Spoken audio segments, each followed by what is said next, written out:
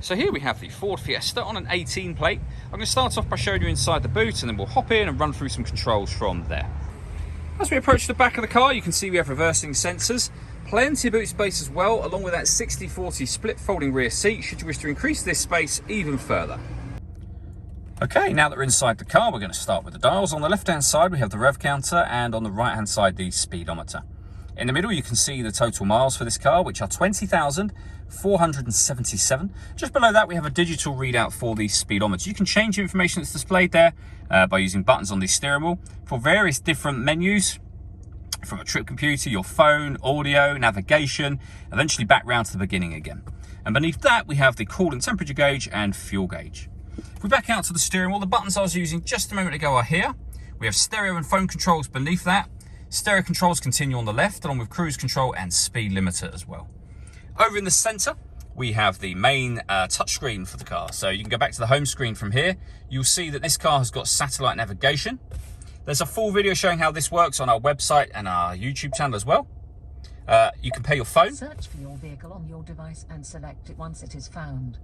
And just follow instructions on screen from there. And then when it comes to music, which was where we started a moment ago, we have AM, FM and DAB radio, as well as Bluetooth audio, so you can stream your music wirelessly. This car also has two separate USB inputs, so if you plug devices into those, they will appear up here as further options for you. Working our way down, we have the climate control.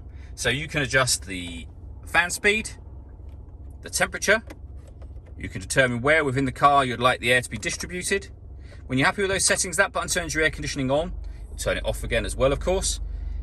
Or hit this one, and the car will now take control of the fan speed and the direction of the air to maintain the temperature you've asked for. So you should hear the fan speed start to increase a bit. To override that, just adjust it yourself manually. Put it back on whatever setting you want it here. You'll see auto has gone off. With a rear heated screen and a proper heated front screen as well. Down here we have a 12-volt charging socket and one of the two USB inputs I mentioned. And then a 6-speed manual gearbox. And finally, these three buttons here. So we can put the car in eco mode, we can turn the traction control off, and this one turns off the stop and start. This car is designed to cut out when it's stationary in traffic to save you fuel. That system is now off.